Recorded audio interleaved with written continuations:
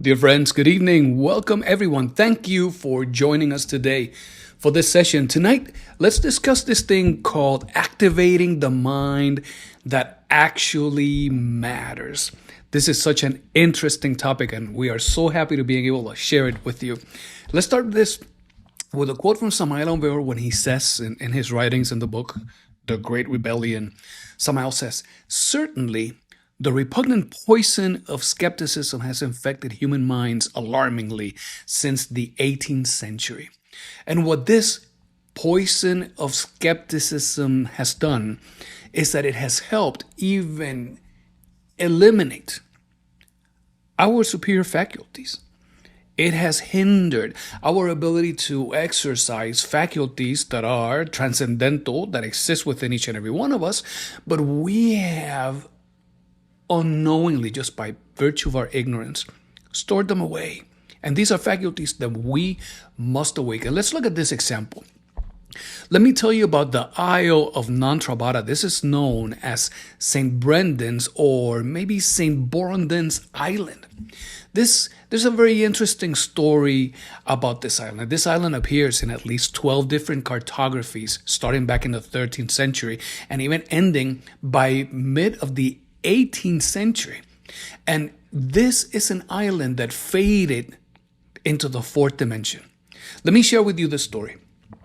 The story says that there was a priest that was receiving accounts of an island that was kind of a ghost island. And because of that, people started getting afraid, and he believed that this island was demonic. One day, as the priest was officiating, he was giving mass. After mass, he brought everyone outside and he, quote unquote, exorcised the island.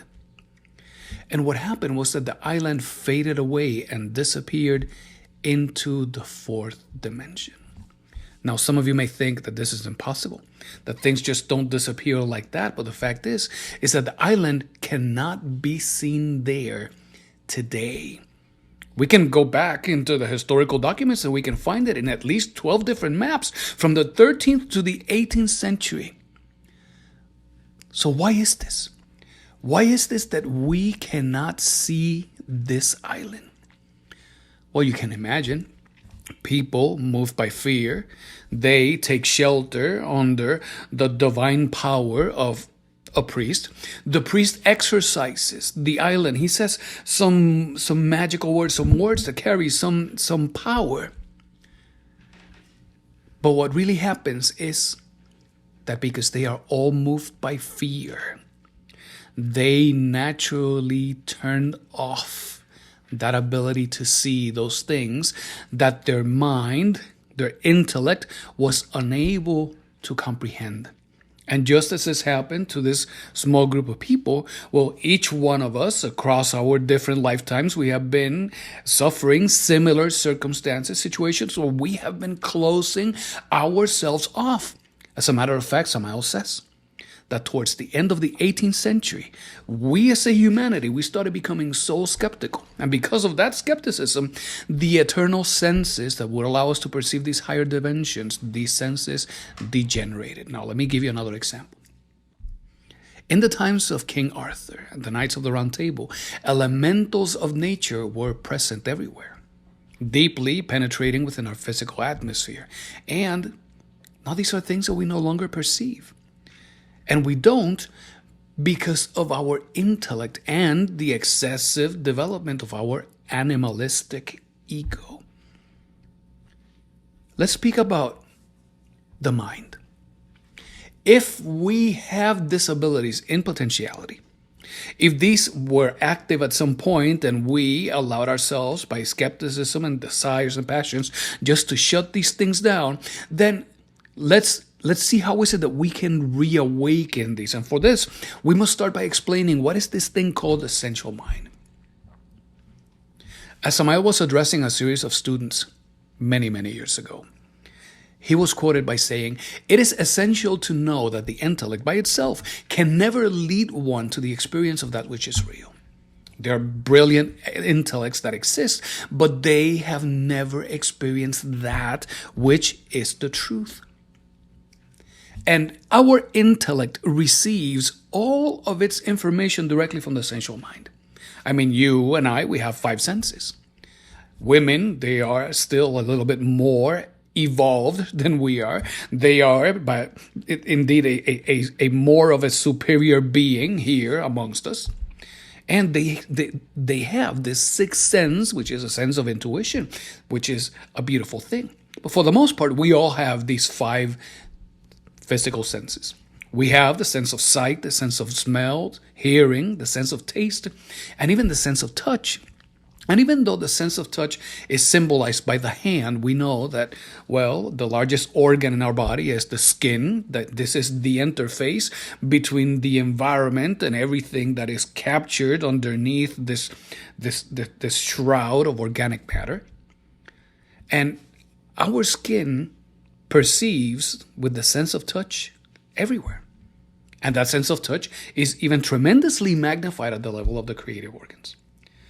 So it is through these five senses that the intellect feeds itself. I mean, we receive data from these five complex sensing mechanisms. There are many sensory receptors.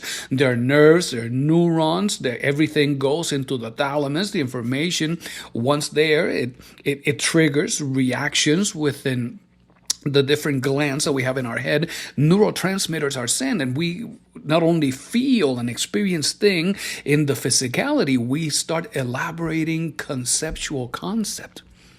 And the concept is limited to available experiences. I mean, the concept is incapable of perceiving anything beyond these five senses. But as we perceive through the senses, we start elaborating reasoning. We elaborate reasoning. That reasoning triggers in us a series of different types of emotions. And so we have likes and dislikes. We see pleasure, pain. We accept, we reject things. And this is what the sensual mind does with us. Historically, there was a congress in Babylon so many centuries ago. And a question was posted before the Congress. The question was, does the human being have a soul? And of course, there were many arguments in favor, many arguments against having a soul. And this was all typical of conceptual reason. This was all the result of reasonable concepts. Some that had some remaining faculties, they could attest to what they had experienced, and they would say, yes, we do. And others that would be entirely skeptical would say, no, that is impossible. We don't. And so the battle of those two opposites. And an Assyrian sage, he said, reason cannot know about the truth. Reason cannot know about that which is real, about the soul, or about that which is immortal. This reason that we use, it serves to support a spiritualistic theory as much as a materialistic theory. The intellect that we have today will serve both purposes, what is proposed and anything against it. And as a consequence, well, this sensualist reasoning that we have, it will work for everything. Depending on how it makes us feel, we will think that we accept it and we like it. And if not, we will entirely reject it. But there is this faculty called the instinctive perception of the cosmic truths. This faculty is a faculty of the being. And as a matter of fact, being a faculty of the being and we having incarnated a small fraction of the being, which is our consciousness, well, then it is a faculty of the consciousness itself. This instinctive perception of the cosmic truths was once held by all humans, but it became atrophied. And it became atrophied with the development of the psychological self. This psychological self is the ego. And let me share with you what we have learned about the emergence of this psychological self, because we see this in writings titled The Dissolution of the I, in a writing that somehow gave humanity in the Christmas message of the year 1964 and 1965. Here, what we will hear is about the emergence of the Kundabuffer organ. So listen. In his Christmas message, he says, behind the Edenic tradition, there are terrible cosmic desiderata and sacred errors that scare and horrify. The gods make mistakes too. Gods and devas, avatars, and divine kings have fought for millions of years to put an end to the consequences of the Kundabuffer organ. All the efforts of the prophets, of the avatars, and gods have turned out to be useless. So what is this thing, this Kundabuffer organ? The Kundabuffer is negative fire. That negative fire is the serpent of our igneous powers precipitated downward, and we see it symbolized by the tail of Satan. Notice this beautiful drawing from the medieval times. Notice that there is a creature that comes to offer some knowledge, and he takes away knowledge of light and he offers knowledge of darkness. And prominent in this creature is, of course, his horns, his face of inferior emotions, his inferior aspect. But particularly look at his tail. That tail is the Kundabuffer organ. And this tail is visible in the body of desires. For those of you who have a strong affinity with theosophy, this is what Blavatsky and others refer to as the theosophic Kamarupa. It so happens that this Kundabuffer organ did not just emerge. This organ was a gift to humanity from sacred beings. Back in the times of the third great root race on earth, which is the race of Lemuria, or the Lemurian race, well, during that time, some sacred beings arrived in a cosmic ship. And they were studying the evolutive problems of Earth and humanity. Back then, the Earth was still going through many transitions, and the external cortex of the Earth was unstable. And because it was unstable, there was a need to modify us, humanity, as beings, so that as we received energies from the cosmos, that we would be able to transform those energies different within our physicality, so that when we delivered them to the planet, as those energies flowed from the cosmos down through our head, through our body, and out our feet, that the earth would be able to benefit itself from these transformed energies and stabilize. And there were specific people, beings, divine beings responsible for this. One of them was Archangel Sakaki, and the other one was Archangel Loisos. And because these beings were in charge of the effort, as they studied, they noticed that the human instinct was developing towards objective reason. Back then, there was a profound purity within the humans. There was the instinctive perception of the cosmic truths, but we were shifting away from that and moving towards objective reason. And man started suspecting, why is it that they had been created? They started suspecting, well, as organic machines, we are here for the purpose of satisfying the economies of nature. And well, this transformation of energies necessary because they would nourish the planet. They would help bring harmony to that cosmic law that is known as the law of the cosmic common trogo auto egocrat. I know that is a mouthful, but what this law says is that everything nourishes itself from everything else. Everything benefits from everything else. And as those Lemurians noticed the purpose for these bodies, etc., they said, no more. And so no further births after offering this service of being a machine of nature. And because of that, those humanities started becoming perverse. So Angel Sakaki, Angel Loisos, they offered the humanity the Kundabuffer organ. Centuries later, the Arch-Seraphim Sevotarta and Angel Loisos came back to earth. And Sakaki, well, who initiated this, he had become one of the four sustainers of the universe. So they came and removed the Kundabuffer organ. They took away this tail that they had given these human bodies. And the moment that this organ was removed, we as humans were illusioned with the beauties of the world. We developed a very particular attraction and affinity to all things physical and dense. And yes, the planet was stabilized.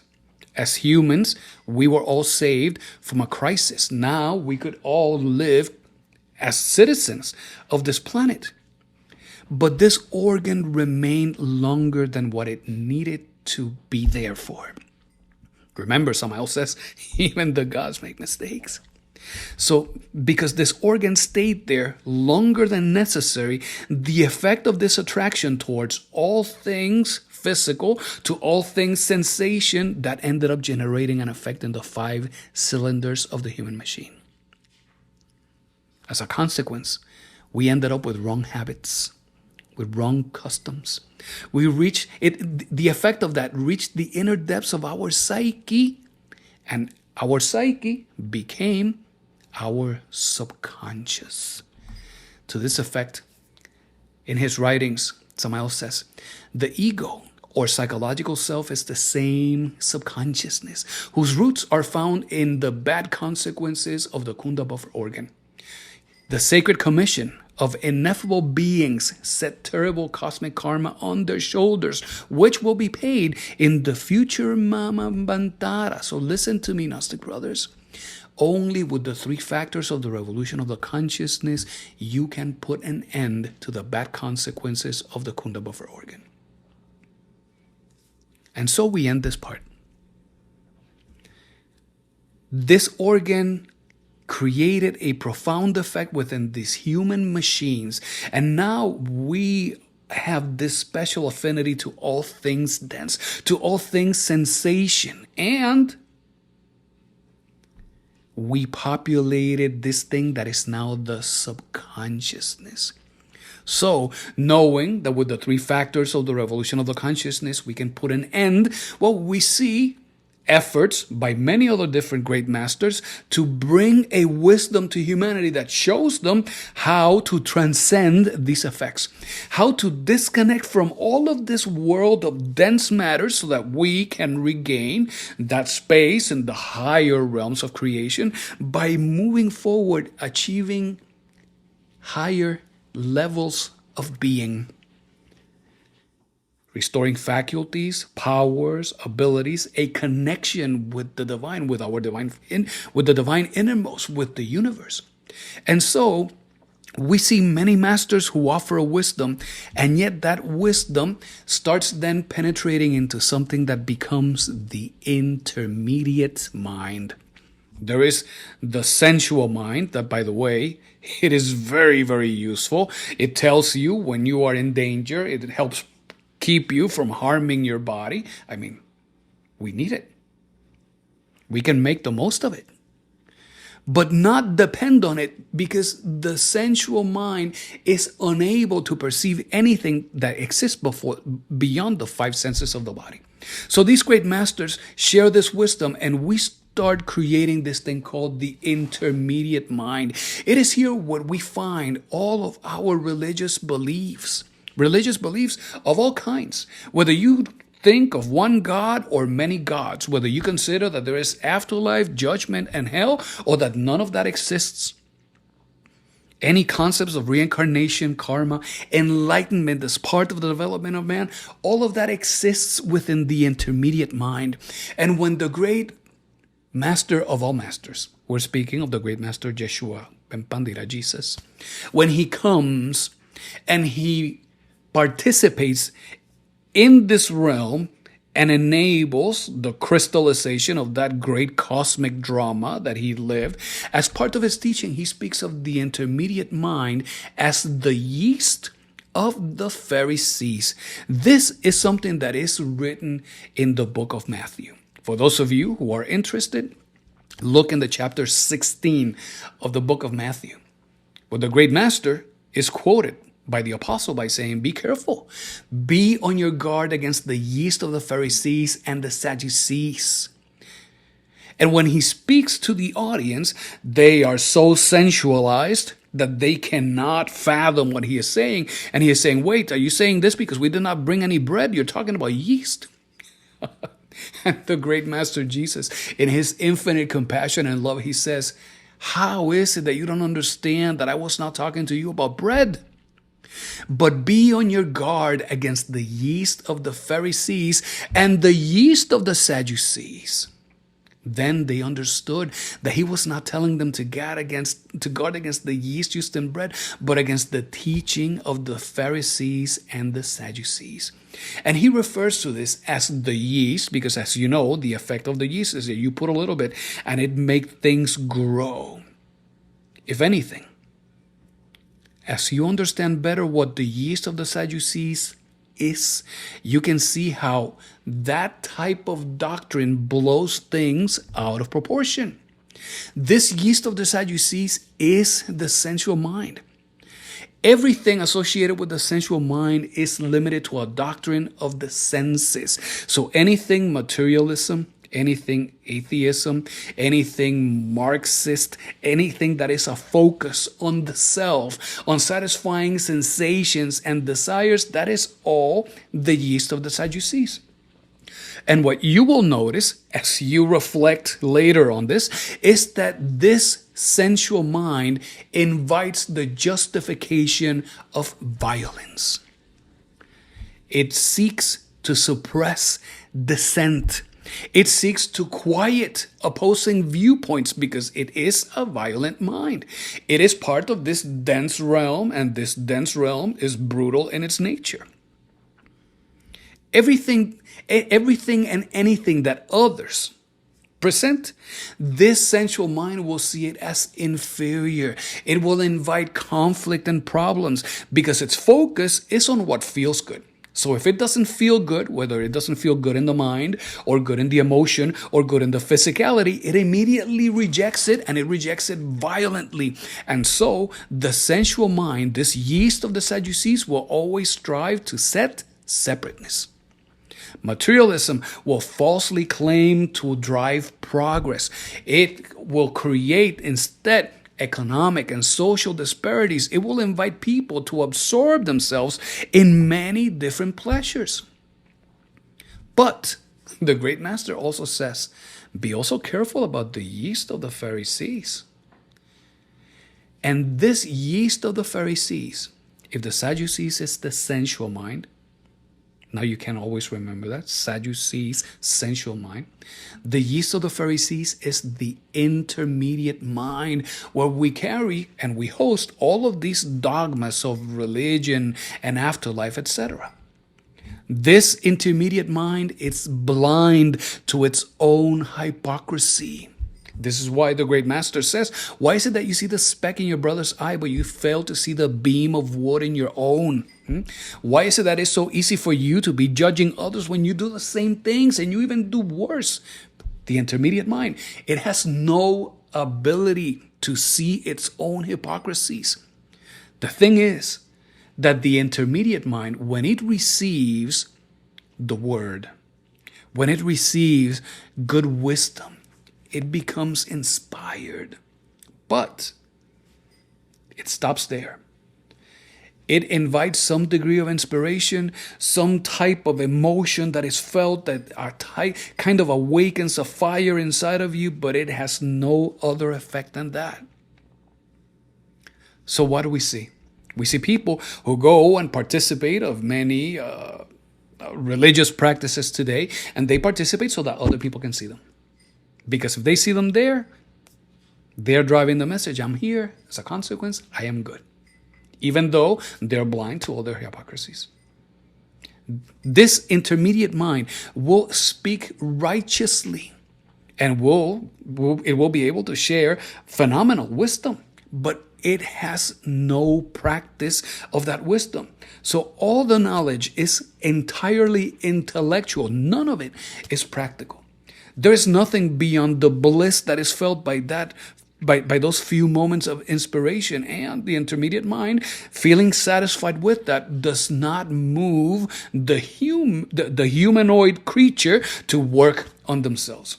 And so people keep feeding information into their intermediate mind. They keep listening to these doctrines and all these prayers and all these gospels of prosperities and so many other things. And they are just satisfied with that because that reinforces all of their beliefs.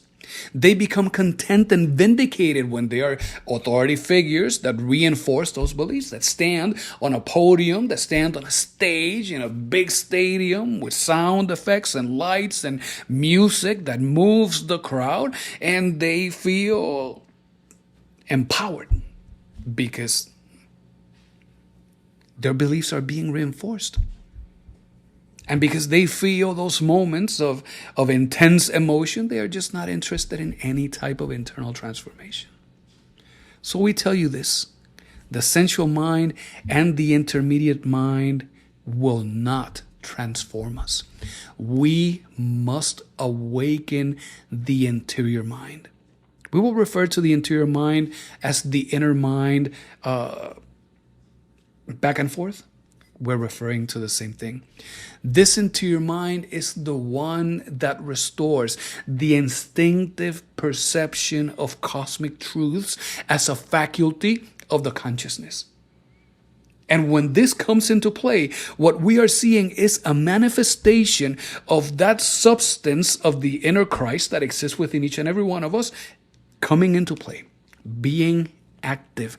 The instinctive perception of the cosmic truths allows you to perceive instantaneously the truth behind something without relying on any type of intellectual analysis.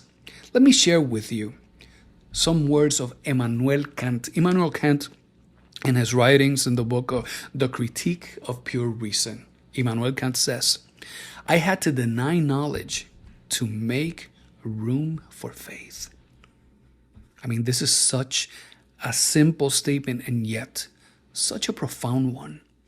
I had to deny knowledge. I had to stop focusing on my intellect so that I could go beyond that into the space of this interior mind.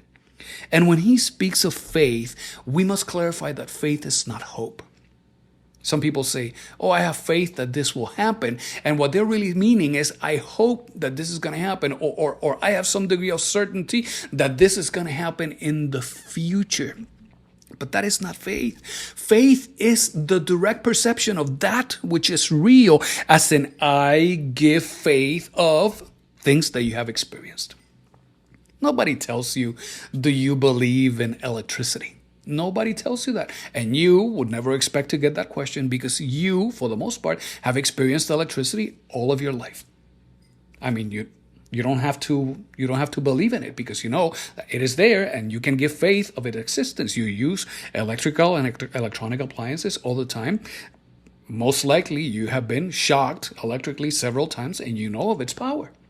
The same thing happens with water. Nobody tells you, do you believe in water? You're like, what do you mean? That is a silly question. There is no need to believe in water because you have experienced water. You know that it quenches your thirst. You know that it cleans you. You know that it can save you, but you also know that it can kill you. And because you have these direct experiences, you can give faith of this. And the same thing happens with our innermost and divinity.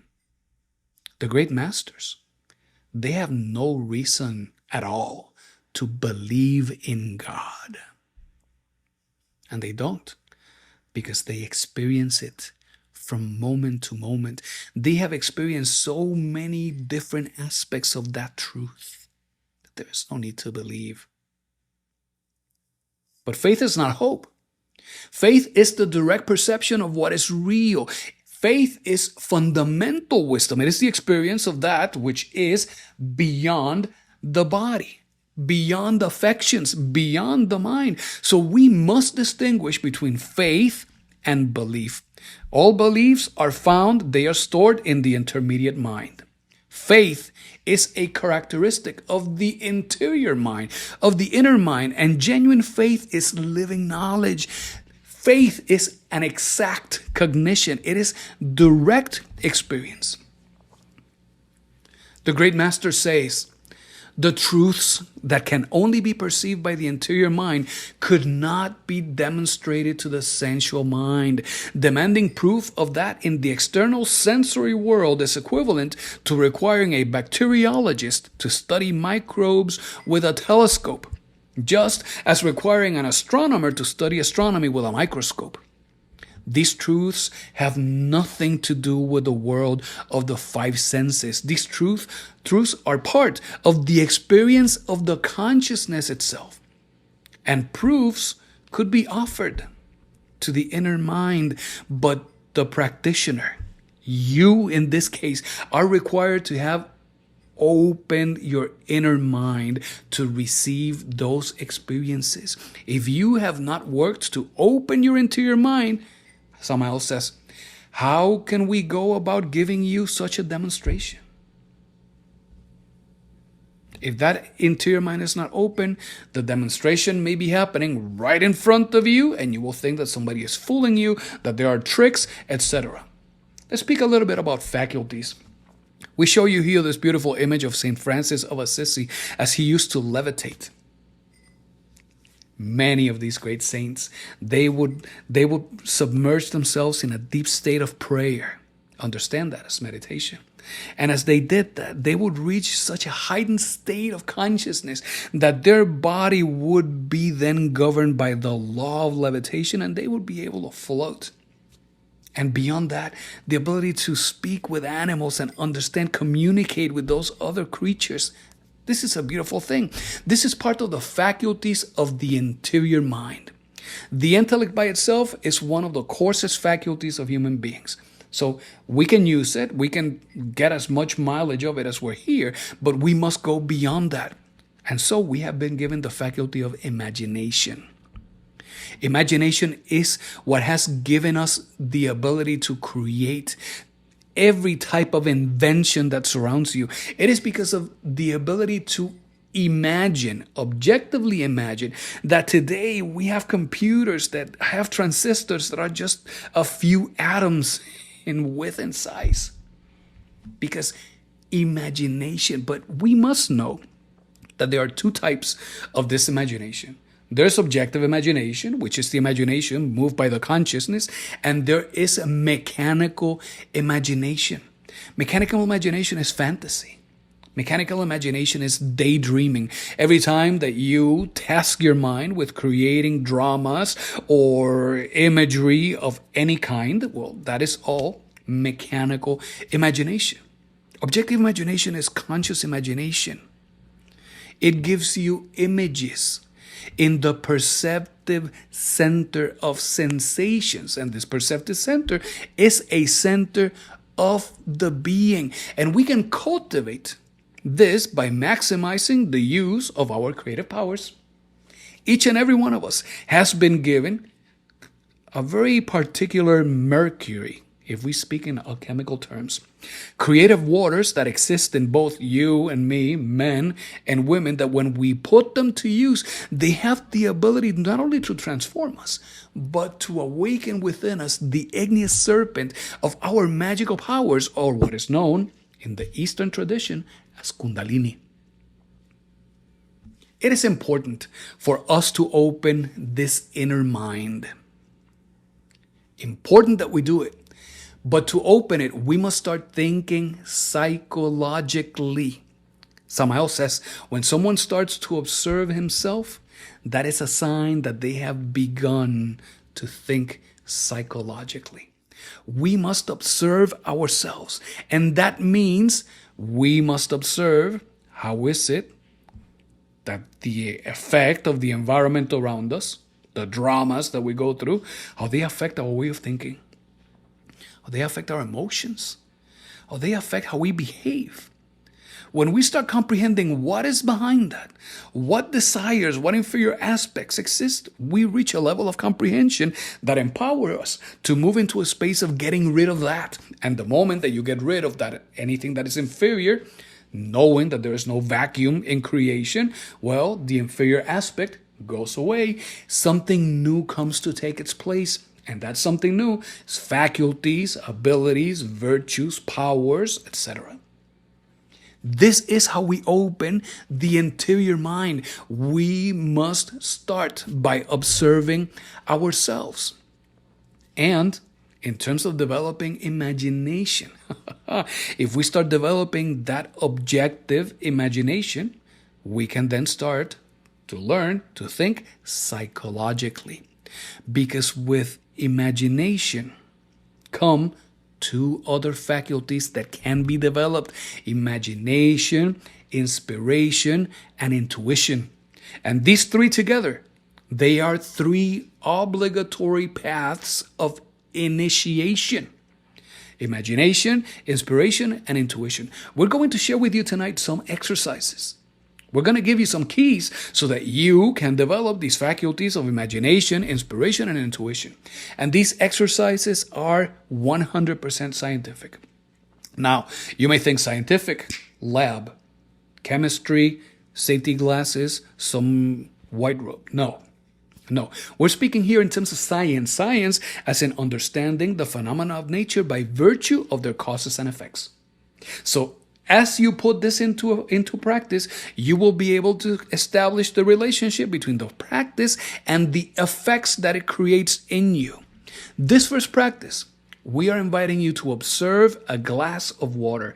Get a clear, clean glass of water, fill it with water, and set a mirror inside that. If you happen to have metallic mercury, just put a few drops of mercury in that water. That's it. Just a few drops of that mercury. Metallic mercury, we know that mercury is a neurotoxin. We know that mercury has the ability to affect your central nervous system, and it can have very dire consequences, more so when we're all bound by the law of accidents. And if we are not responsible handling this, there can be a problem. If you do not have the mercury, fine. Still should practice this exercise. But if you have it and you use it, please keep it out of the reach of children and make sure that you keep that glass in a very safe place. So what do? You take this glass of water, you place a mirror inside of it, and you add a few drops of this liquid metal, which is mercury. And what you will do is that you will try to see the astral light in that water. You will contemplate right there at the center of that glass, as if you were allowing your eyes to focus in the interface between the glass of the mirror and the water itself. And as you focus and you relax your body and you allow yourself to perceive, you will make an effort to try to perceive the astral light in the water. Friends, after some time, you're going to start seeing that the water is changing color. And after some more time, you're going to start seeing that you have the ability to perceive the colors of the astral light. As you do this, psychological self-observation will become active. As you do this, the day will come where you will not need to use a glass of water to see the air. Of different colors. You will be able to see the aura of people. This aura of people is something very interesting. You know, the skeptic, when you come across someone who is skeptical, you will notice that their aura is bright green. When you come across someone who is a devotee, who is a sincere practitioner, you will notice that the aura is blue. If you see someone with an aura that has big patches of yellow, that means there's a lot of intellect. The more yellow there is, the more intellectually focused is that person. If you see dirty green, that's very deep skepticism. If you see gray in the aura, that implies sadness. If you see gray that is like lead color, that dark gray, that implies that there is a lot of selfishness. If you see black, that is hate. If you see dirty red, oh, that is associated with fornication, with lust. If you see sparkling bright red, that is associated with anger. You know, you get to eventually see the aura of people like this, but you must work really hard. I mean, if you have been living for so many lives, by now you must have already known that we are given 108 lives. And we're given 3,000 cycles of 108 lives so that we can master this experience here in this third realm, and that we can return back into the source, back into those higher realms of creation. So if you have been here for 100 lives, if you have been here for 500 cycles of 108 lives, that is a lot of lives and bad habits. You have been here for a really long time. So don't expect this to happen overnight. Samael says, work for at least 3 years, just 10 minutes a day. Sit comfortably, bring that water, a few drops of mercury, a mirror inside. Relax, look at that interface between the water and the face of the mirror, of the glass. And just relax and look at that. Allow yourself to perceive that astral light. 3 years, at least 3 years, for around 10 minutes a day. More so, Samael says, don't miss a day of practice, and you will be able to see this. We're sharing with you here the key to the meaning of colors. This comes from a book titled Thought Forms that was written by Annie Besant and Charles Leadbeater. For those of you with a strong affinity to theosophy, those are two phenomenal authors. And you can see here this particular spectrum of colors. There's roughly 25 different colors here, and they have given us what those colors mean. So if we were to start looking at the very bottom left-hand side where we see that 5, that first color, that shows selfishness. On the other extreme, we see that black that speaks of malice. Look at the different variations of anger and avarice in that bottom row. If I take you to the very top, notice that on the top left one, next to that number 1, we see the color that you would anticipate to see in someone with high spirituality. But it has to be a spirituality that is focused on the innermost, because there can be selfish spirituality. And on the opposite of that top row, you can see selfish religious feeling. You see some blue, but it is tainted with dark colors. So you can use this as a good reference. All right. The masters say, this would not be the only exercise for the development of this faculty. Something more is needed. We need of meditation. And what meditation is seeking to help us achieve is a very profound state of calmness. A calmness of the mind, of the emotion, of the physicality. A calmness that allows you to have no stress, no tension within your body, and reach a state in which the mind is capable of going quiet. This is the state. And as you try to achieve that state, you can perform the exercise of observing a rose bush. It's called the rose bush exercise. You relax the body, and as you relax the body, you can lay down comfortably on your back. And this works best when you are oriented in such a way that your head is pointing north. As your body is relaxed, use your willpower and your objective imagination so that you can imagine the seed of a rose bush being sown on very fertile soil. Imagine yourself seeing that seed being placed on very fertile soil. Imagine that there is water that is poured over that soil that reaches that seed. And imagine that those waters are the pure waters of life. You can imagine and visualize those waters sparkling. You can imagine those waters radiant with a force that brings everything into existence. And as you do this, visualize the process of growth. See how is it that the sprout emerges from the seed. See how it grows and the first 2 leaves come exposed to the environment. See how those two first leaves receive those rays of the sun, energizing the whole plant. Visualize the flow of those nutrients as they go through those tiny, gentle roots. And as the plant develops, see the spikes as they emerge. See the appearance of buds as they show up. Visualize the process of those flowers blossoming. And then visualize the process of the dying of all things. After that beautiful expression of life in that rose bush, how its time comes to an end and how it once again becomes frail, brittle, it perishes and becomes once again one with the source that gave it life. As you're doing this practice, you will eventually reach something that is known as the state of Manteia. And the state of Manteia, it's a word that is of a Greek nature, is when you are even able, in that exercise of meditation, to perceive the aroma that comes from those petals.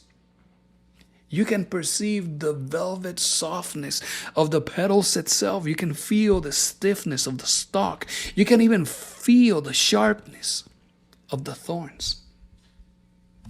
This is a beautiful exercise, and it helps you develop that faculty of intuition.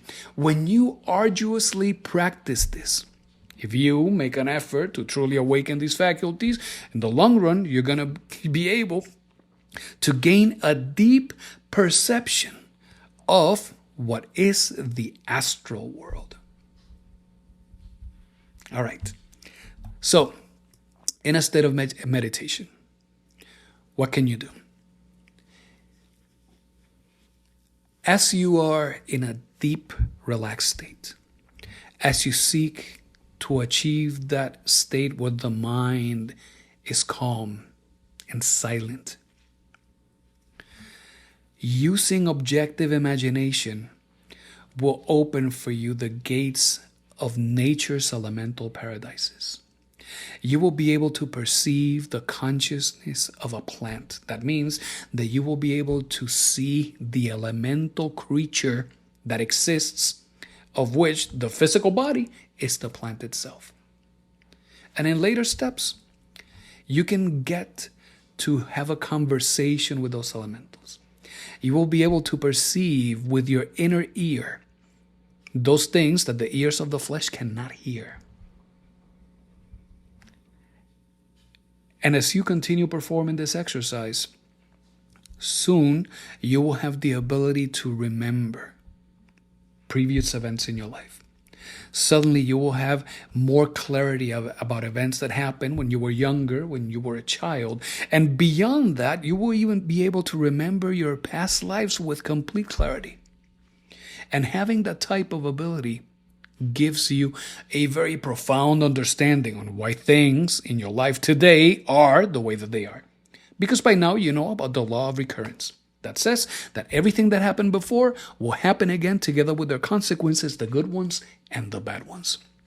But what does Samael say? He says imagination by itself is only the first step. The second higher step takes us into inspiration, and the faculty of inspiration gives us something more. With the faculty of imagination, you can perceive the thing itself. You can see the reality of that inner existence, but inspiration gives you the ability to know the significance of things. You can see things and you can capture the meaning, the inner meaning of symbols. And for this, you need to work with your emotional center. If you have blockages to the emotional center, things like anger and lust and pride, fear, if there is self-centeredness, if you have greed, if you have an ambition for powers and faculties, or if you think that you already have all the powers and all the faculties and that you are this great divine being, etc., those are all blockages to the emotional center. If you're judging others, if you allow yourself to be lazy, if you justify your mistakes, if you're blaming always somebody else, if you are consumed by fear, anxiety, defeatism, etc., all of these things block your emotional center. We have to identify what is behind that. What is behind this fear? Something makes you fearful. How are my thoughts being affected? What am I feeling? How do I behave in those circumstances? You can see clearly that ego, fear. You can invoke of your divine mother and ask her to see it eliminated. And the more you do that, the more you eliminate those inferior aspects, the more blockages you remove, and then the more available is the emotional center to work and give you that faculty of inspiration. So now with imagination, you can see the thing itself. And now with inspiration, you can perceive the significance of the thing. But there's a third one, and that is intuition. And intuition gives you the spiritual reality of the thing itself. Intuition is what will give you access to the superior sections of the universe, to the higher realms of the cosmos. Imagination, inspiration, and intuition. You will be able to see it.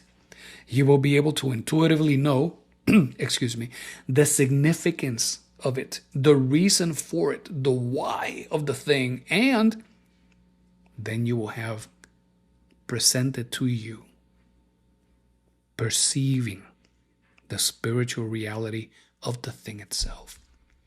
This is like returning to the Garden of Eden. This is being here in a physical form and having access to the higher realms of creation. This is why this is so important. This is why we must work to open the interior mind. Intuition will allow us to know specifically and directly what is unknown to the brilliant intellects of all times.